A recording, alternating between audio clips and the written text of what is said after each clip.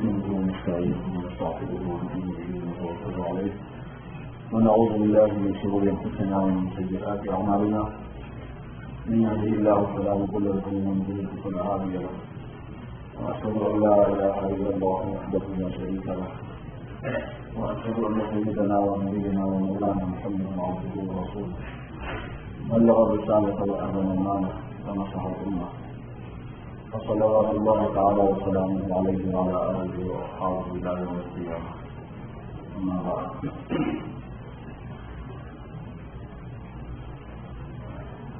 أعوذ بالله من الشيطان الرجيم بسم الله الرحمن الرحيم واعتصموا بحبل الله جميعا ولا تفرقوا واذكروا نعمة الله عليكم إذ كنتم أعداء فألف بين قلوبكم وأصبحتم بنعمته إخوانا كنتم على شفا حفرة من النار فأنقذكم منها كذلك يبين الله لكم آياته لعلكم تهتدون صدق الله العظيم. برادران اسلام اور خواتین اسلام، ایک آیت میں نے آپ کے سامنے تلاوت کی ہے. یہ مشہور آیت ہے اور بہت تلاوت کی جانے والی آیت ہے اور بہت بیان کی جانے والی آیت ہے. کہیں جیسا ہوتا ہو اور وہاں یہ آیت بیان نہ ہوتی ہو، اس کا بیان نہ ہوتا ہو تو کم ہوتا ہے. تو اس کے باوجود پھر میں نے اس کو کیوں اختیار کیا؟ تو بعض باتیں ہوتی ہیں، بعض باتوں کی وجہ سے ذہن منتقل ہوتا ہے. پہلے تو میرے ذہن میں کوئی مضمون نہیں ہے، اچانک یہ بات آئی تو آپ کو اندازہ ہو جائے گا کہ میرا ذہن کیوں منتقل ہوا ہوگا.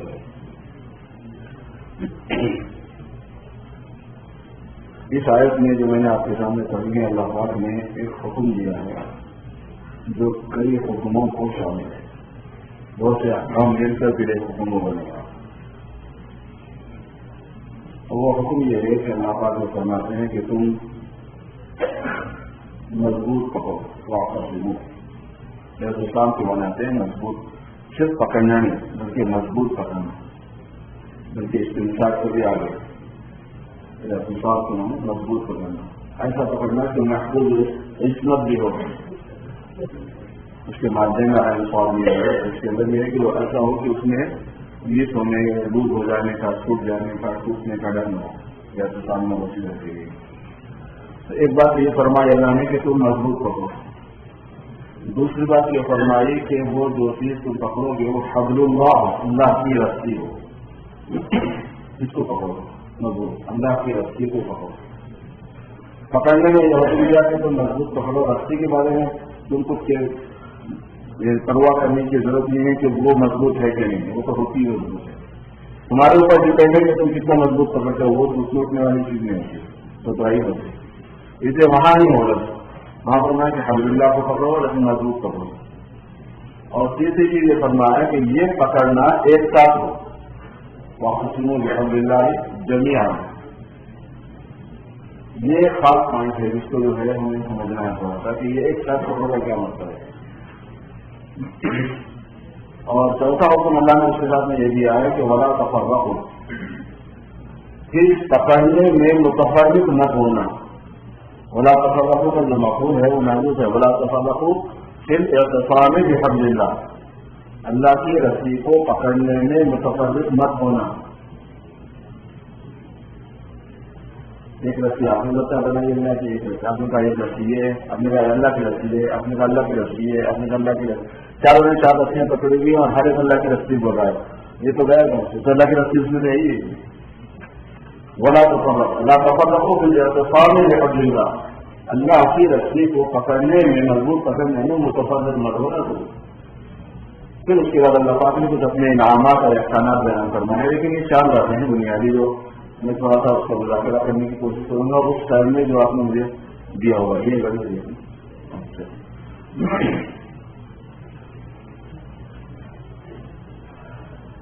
ایک بات میرے بزرگ یہ ہے کہ ایک آدمی ہیلتھ فل ہے، طاقتور ہے، تو وہ کسی چیز کو مضبوط پکڑے گا. کمزور آدمی سے، بیمار آدمی سے آپ یہ توقع نہیں کر سکتے کہ وہ مضبوط پکڑے. دواخانے میں شریک ہے, آئی وی لگی ہوئی ہے, ڈائریا ہوا ہے, چلنے نہیں آ رہا, آپ کہہ رہے ہیں میں اس کو مضبوط پکڑوں, گاڑی جا رہی ہے اس کا ڈنڈا مضبوط پکڑ کے رکھتے رہتا ہے, کیسے ہو سکتا ہے؟ ایک بات اللہ پاک نے اس جملے میں یہ بتا دی کہ تم میں مضبوطی ہونی چاہیے, اور اللہ کی رسی کو پکڑنے والی مضبوطی چاہیے. اور اللہ کی رسی کو پکڑنے والی مضبوطی کا مطلب قوت ایمان, ایمان مضبوط ہونا ہوگا. جس کے پاس اس میں ایمان ہوگا وہ اتنا مضبوط پکڑے گا, جس کے پاس اتنا کمزور ایمان ہوگا کیفیت نہیں لکھو گے. جس کے پاس اتنے ایمان جس کے ایمان میں جتنی کمزوری ہوگی وہ اتنا مضبوط نہیں پکڑ سکتا. امت مسلمہ کا جو سب سے پہلا پرابلم ہے وہ یہ ہے ہمارا. حضرت معاویہ صاحب رحمۃ اللہ علیہ نے جس مرض کو اصل میں فائنڈ آؤٹ کیا, تشخیص کی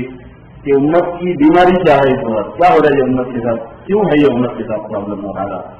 تو ان کی بیماری میں جو چیز فائنڈ آؤٹ ہوئی, ان کی سمجھیے آپ لیبرٹی میں, انہوں نے کہا کہ واقعی ایمان کی کمزوری ہے. جب ایمان کمزور ہے تو کمزور ایمان سے وولٹیج کم ہے تو اس سے کچھ نہیں ہوتا. یہاں آپ کو امریکہ میں فرانس میں اس کا تو تجربہ نہیں ہوتا ہے, لیکن اپنے انڈیا پاکستان میں ہم جہاں کی بھی ہیں ہم سب اس کو بھگت کے آگے ہوتے ہیں. یہ تو پروگرام کے لیے گھر میں جاتے ہیں. بھائی وولٹیج کا ایک سسٹم ہے. بعض سوال یہ ہے کہ اس میں محکمہ برقیات والے جو ہوتے ہیں یہ نہیں چاہتے کہ آپ کو یہ موقع میں شکایت کرنے کا کہ لائٹ نہیں آ رہی, کرنٹ نہیں آ رہا, اس کا موقع نہیں دینا. اس کے بعد وہ اتنا تھوڑا وولٹیج دیتے ہیں, اتنی چھوٹی بجلی ہوتے ہیں, تھوڑی بجلی ہوتے ہیں, کرنٹ اتنا معمولی سا آتا ہے کہ کوئی کام اس میں نہیں ہوتا. لائٹ آئی بھی ہے وہ نقل بھاگی نہیں رہے, وہ فیکٹری برابر کہنے نہیں چل رہا. اس طرح گرمی نہیں ہو رہی آپ کی, لوگ آیا ہوا ہے چائے پکانے کے لیے, آپ نے صبح کو چائے کے لیے دیکھیے وہ پکی نہیں چاہے, کوئی کام نہیں ہوتا. اس ہیٹ کا کام نہیں ہوتا, ٹھنڈ کا کام نہیں ہوتا, ریفریجریٹر کا کام نہیں ہوتا, استری کا کام نہیں ہوتا, پکوان کا کام ہے. اب منع نہیں کر سکتے, نہیں بولتے نہیں بول سکتے. ہم سب کے پاس ایمان کی کچھ ایسی کیفیت ہے, ایسی چیز ہے کہ یہ ایمان آج نماز نہیں پڑھوا سکتا, نماز نہیں پڑھوا. ایمان کی ایک کیفیت نماز کو مجبور کرنے والی ہوتی ہے, اور ایک کیفیت نماز کو پڑھوا بھی نہیں سکتی. اتنا کمزور ہے آدمی کہ کبھی نہیں سکتا اپنی ایمان کی قوت کے اعتبار. وجہ بہوان حضرات صحابہ رضی اللہ عنہم اجمعین کی زندگی کو آپ دیکھیں گے تو ہم اپنے تصور میں کسی صحابی کو بلائے یہاں پر, پھر اس کے بعد مجھے کہیں کہ ہم آپ کو $1 ملین نہیں $1 بلین دیتے ہیں, ایک نماز پڑھ لیجیے. آپ کون جائے گا, کیا مسئلہ ہو جائے گا, بازو پڑھ لیں گے, سزا کر دیجیے, پاسبل ہے. ہم نہیں سوچ سکتے, ان کے بارے میں تصور نہیں آ سکتا. تو کہیں یہ بلین کیا بات کر رہے ہو, تم حق تقلید کی بادشاہ دے دو, در و بحث حکومت مجھے دے دو, اور ایک نماز مجھے چھوڑنے کو کہو, یہ میرے بچی کی نہیں. وہ ایک سنت کو نہیں چھوڑتے, نماز کو بہت بڑا کام ہے. اور صحابہ تو کل صحابہ ہے, بزرگان دن میں ایسے گزرے ہیں کہ ان سے اگر ایک سنت چھوٹ گئی تو وہ بھی نہیں چھوڑتے. اور آپ کو بتا دیں اللہ نے بھی ان کو نہیں چھوڑتا کہ تم چھوڑے کیوں, پکڑ لیتا ہوں. اب خواجہ معین الدین چشتی رحمۃ اللہ علیہ کا واقعہ آپ کو سنا ہوا ہوگا, بہت مشہور واقعہ ہے. عشاء کی نماز پڑھ کے حضرت ہو گئے, رات میں حضور پاک صلی اللہ علیہ وسلم کام میں آ گئے اور یہ فرمایا کہ ہم سے محبت کا بھی دعویٰ ہے اور ہماری زندگی چھوڑ دی. انہوں نے چھوڑ دیا, انہوں نے پکڑ لیا. مقررات آدیش بہت ہے, خواب کی بات تھی, اور حضور پاک صلی اللہ علیہ وسلم جس کے خواب میں آ جائے تو وہ حضور یہ کہیں شیطان لایا تو مختلف بھی شیطان میری صورت اختیار نہیں کر سکتا. حضور نے فرمایا کہ مجھ سے محبت بھی ہے کہ میری سنت بھی چھوڑ دی. آنکھ کھل گئی, گھبرا گئے, پسینہ اپنے خادم کو بلایا, کیا ہوا میرے ساتھ, میں نے تو کوئی سنتیں چھوڑی, سنت میں نشان کی پڑھی, وضو کی ساری سنتیں کی. دیر تک سوچتے رہے کہ ہوا تو مجھ سے جس سے حضور پاک صلی اللہ علیہ وسلم کو شکایت ہو گئی, اور وہ تربیت کے بعد میں ایسا ہوتا ہے. جس کی تربیت اللہ پاک فرماتے ہیں, جس کی نگرانی اللہ کرتے ہیں, اس کے لیے ایسا ختم ہوتا ہے. بہت دیر کے بعد میں ان کو خیال آیا کہ وضو کرنے کے دوران پیروں کی انگلیوں میں خلال کرنا بھول گئے. وضو کرنے کے دوران پیروں کی انگلیوں میں خلال کرنا کیونکہ سنت ہے, جبکہ انگلیوں میں کشادگی ہو. جب انگلیاں الگ الگ ہوں تو خلال کرنا سنت ہوتا ہے, جب انگلیاں ملی بھی ہوں تو خلال کرنا واجب ہوتا ہے. کیونکہ امید بھی ہونے کی صورت میں یہ پاسبلٹی ہوتی ہے کہ شاید پانی نہ پہنچے اور اس کی رہ جائے، تو ہمیں یقینی کے لیے یقین پیدا کرنے کے لیے وضو میں فلحال کرنا ضروری تو کہا لکھتے ہیں۔ جب امیدوں میں کشادگی ہو پانی چلا جائے گا تو تکمیل تو سنت ہے، اس لیے فلحال کرنا کیا ہے؟ سنت ہے۔ تو انہوں نے سوچا کہ فلحال جو ہے وہ سنت رہ گیا مجھ سے، حضرت نے بازار کا وضو فرمایا پورے مستقبل کے ساتھ، پھر اس کے بعد پوری نماز ہو رہا ہے، حالانکہ وضو بھی ہو گیا تھا، نماز بھی ہو گئی، مسئلہ نہیں تھا یہ ضابطے کی بات نہیں تھی، رابطے کی بات کی اردو کی شکایت ہوگی تو مسلمان کو میں لے کے کیا کروں، اس میں اردو کی شکایت ہوگی، ان کا کانسیپٹ یہ تھا۔ پھر اس کے بعد میں اس کا جہاں رحمۃ اللہ نے فرمایا جو خاندانی کے بڑے خلفاء میں سے بہت بڑے محقق آدمی، بہت مختار، فرمایا 6 مہینے تک خواجہ اجمیری رحمۃ اللہ علیہ نے روزانہ 100 رکعت جرمانے کی پڑھی کہ کس سے سنت چھوٹی کیسے، اپنے آپ کو سزا دینے کے لیے کہ بھائی ایسا بھی ہوتا ہے کہ تم مسلم کی سنت بھولتے بھی ہو، وہ بھولا پیدا اپنے نفس کو سزا دی اور 6 مہینے تک سزا دی اور 100 رکعت روزانہ پڑھی۔ اور حضرت جنرل والی نے مجھ سے سمجھایا کہ مجھے شک ہے 6 مہینے کا تو یقین ہے، لیکن غالباً سال بھر تک انہوں نے ایسا کیا تھا، یہ فرمایا۔ تو ایک ہوتا ہے ایمان کا مضبوط ہونا اور ایک ہوتا ہے ایمان کا کمزور ہونا،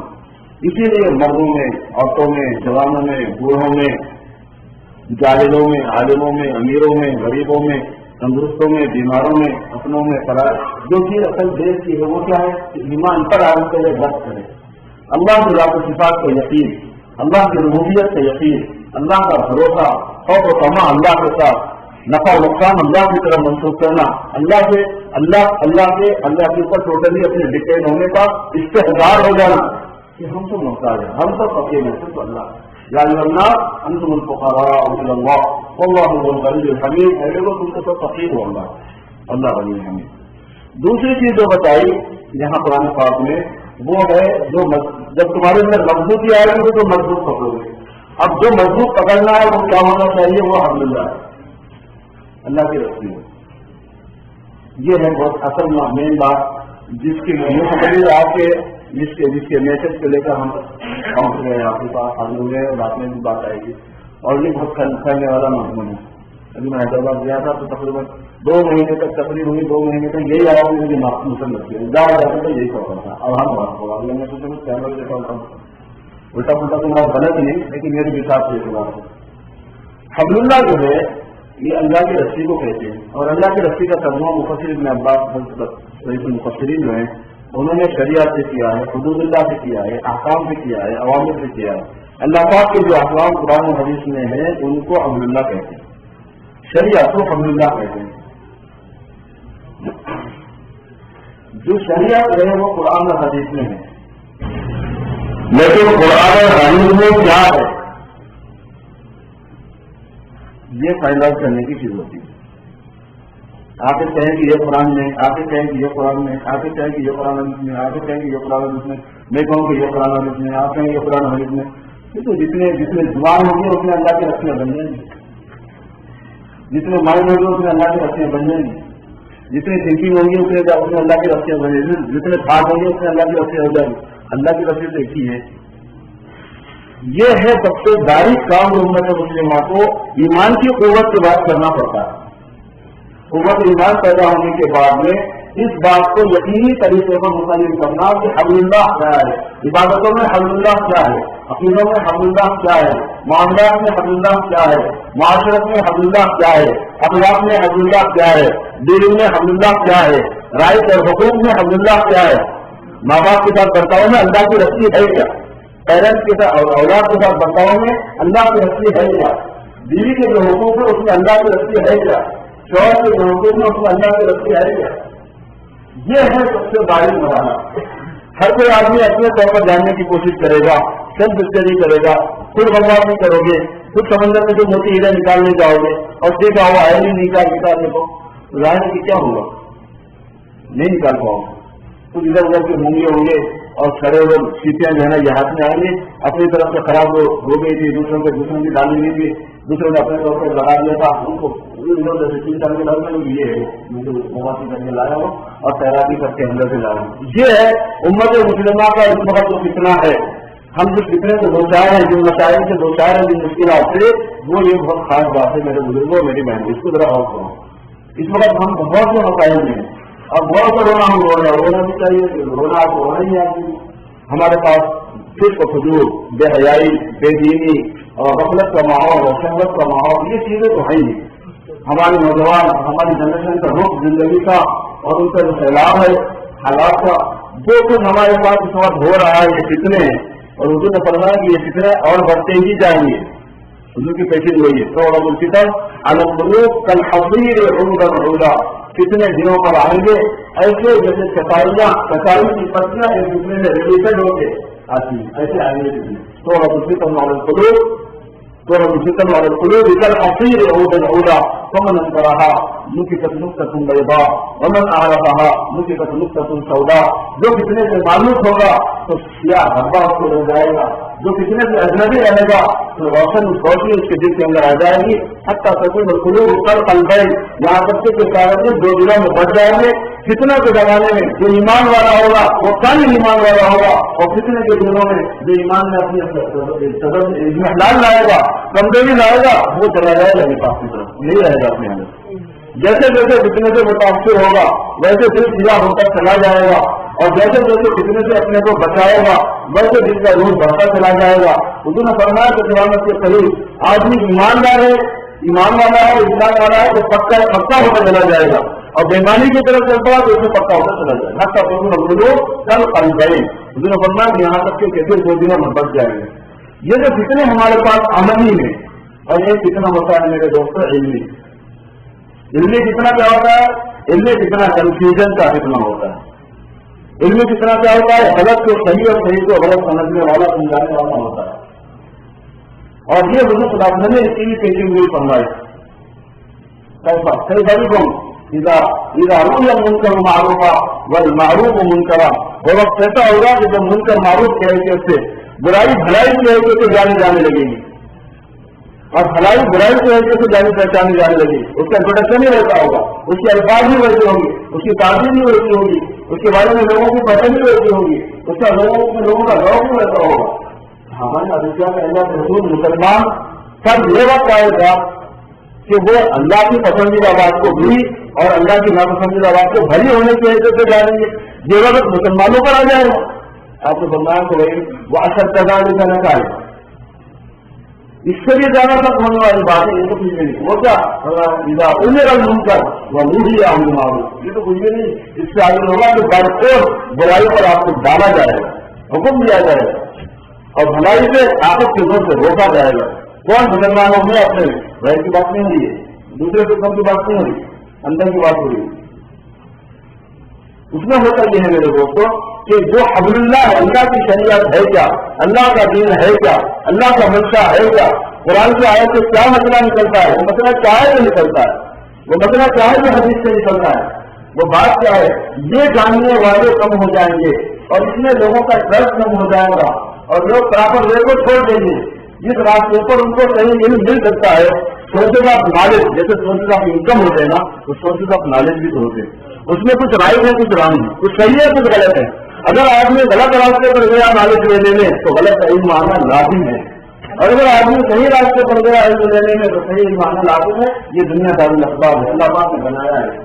اس لیے یہ ہے وہ بات آغاز اس کو اللہ پاک فرما رہے کہ ایک تو مضبوطی تمہارے اندر ہونا اور پکڑنا اس کو،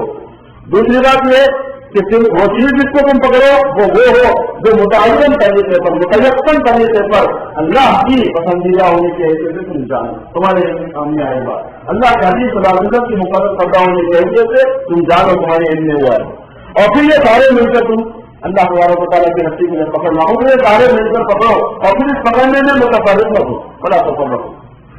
اگر پکڑنے میں متفرق ہو جاؤ تو ہو جائے گی۔ میرے دوست یہاں علماء کرام سریا بول سے کچھ تشریف لائے ہوئے ہیں آپ کی خدمت میں، یہاں کے علماء کرام آپس میں ملنا چاہ رہے ہیں، اسلامک فائنانس کے اوپر سیمینار کرنا چاہ رہے ہیں، رویت ہلال کے معاملے میں ہم چاہ رہے ہیں کہ آپس میں رائے ایک دوسرے سے ملے ہوئے ہوں، جبیات کے بارے میں ہم چاہ رہے ہیں کہ ہمارے آپس میں مذاکرے ہوں، پھر امت کو ہم ایک بات کی کنفارم طریقے پر دینے والے ہیں، اور امت اعتماد کرے اپنے علماء کے اوپر، کیونکہ یہ اسکالر ہے، انہوں نے عمریں لگائی ہوئی ہیں قرآن مجید کے اندر، یہ اپنے اساتذہ سے پڑھتے ہیں، یہ اپنی معلومات کو ٹیلی کرتے ہیں بڑوں سے، یہ صحابہ کرام کے جو تحقیقات کے اوپر اعتماد کرتے ہیں، جو حضور پاک صلی اللہ علیہ وسلم کے سب سے پہلا تربیت یافتہ گروپ ہے، اگر وہ تربیت پایا ہوا نہیں ہے تو پھر کوئی بھی تربیت پایا دنیا میں قیامت نہیں ہو سکتا ہے۔ تو ایسے لوگوں کے ساتھ میں ہمارا کمیونیکیشن میں ایک نیٹ ورک بنے اور پھر امت کو صحیح مسائل پر مذاکرہ کر کے صحیح بات پہنچائے اور پھر امت بھروسہ بھی کرنے لگے۔ یاد رکھ لیجیے کہ آپ علماء کرام سے اعتماد کرو دین کے معلومات میں، دین کی تحقیق میں، دین کے ریسرچ کے اندر، تو پھر ان شاء اللہ تعالیٰ آپ کا ہمارا پوری امت کا دین اور ایمان محفوظ رہے گا۔ مولانا محمد پانی پوری رحمۃ اللہ علیہ کا منظور میں آپ کو سناؤں، اس کے بعد اپنی بات کو ختم کرتا ہوں۔ فرمایا کرتے تھے کہ اگر امت مسلمہ کو قرآن اور حدیث سے کاٹنا ہو تو ان کو علماء سے کاٹنا۔ فرمایا کرتے تھے کہ اگر علماء سے امت کو کاٹ کے قرآن اور حدیث ان کے ہاتھ میں دے دیا جائے کہ تم خود نکال لو حمد اللہ کو اس میں سے، فرمایا کہ پوری امت کے لیے قرآن سے دور کرنے کا سب سے ایزیت راستہ یہ، سب سے آسان ترین راستہ، جس میں بہت آسانی سے امت اسے حصہ بھی کر لے گی، قبول بھی کر لے گی اور اس کا تجربہ بھی کر چکے ہیں، دشمن کے جگہ کو تجربہ بھی چکا ہے۔ تو یہ ہے کہ آپ جو اس کے ماہرین ہو ٹرین کے ان کے راستے سے ہٹا دیا جائے انسان کو، تم خود کر لو۔ میڈیکل کے راستے سے اگر ڈاکٹروں کو ہٹا دیں کہ آپ کے ہاتھ میں پورے یہاں سے وہاں تک یونیورسٹی دے دیے جائیں اور پورے تحقیقاتی ادارے دے دیے جائیں، اور انجینئروں کے راستے سے ہٹا کے آپ کے ہاتھ میں سارے بل دے دیے جائیں، اور ڈائروں کے راستے سے ہٹا کے سارے قانون کے بک آپ کے ہاتھ میں دے دیے جائیں گے، تو کون سا نظام بات رہے گا، کون سی چیز رہے گی؟ تو جیسے دنیا کے چھوٹے چھوٹے ادارے ان کے اسپیشلسٹ کے ساتھ میں وابستہ ہیں، وہ ان کی باریکی اور نزاکتوں کو جانتے ہیں، ایسے قرآن حدیث کی باریکی اور نزاکتیں جو پھیلی ہوئی ہیں 1500 سال کا، اور وہ احادیث مبارکہ کے اندر 50,000 حدیثوں میں جو پھیلا ہوا ہے، قرآن پاک کے 6,000 حدیثوں میں جو مضمون پھیلا ہوا ہے، صحابہ کرام کے بے شمار اقوال، تابعین اور تابعین کے بے پناہ تحقیقات، ائمہ لغت و ذرائع کے تحقیقات، اسماء الرجال کا فن، جو چیز پھیلی ہوئی ہے، ہم یہ چاہیں کہ ہم خود کیسے نکال لیں گے اس کو، تو جو اس کا کام کرنے والے چاہتے ہیں ہم اس پر اعتماد کریں گے، وہ ترجمانی آپ کے سامنے دے کریں گے، پھر اس کے ذریعے سے آپ دیکھیں گے کہ ہم کو کوئی پریشانی نہیں ہوگی اور دین حق وجود میں آئے گا، اور دین حق جب وجود میں آئے گا تو اللہ کی مدد ہوگی۔ جو قرآن حدیث کے الفاظ ہیں جب انسانوں کی زندگیوں میں عمل آتا ہے تب اللہ کی مدد ہوتی ہے۔ اب تعالیٰ شان مجھے اور آپ کو سب کو عمل کی توفیق عطا فرمائے۔ اللہ کا ہم سب سے نوازے۔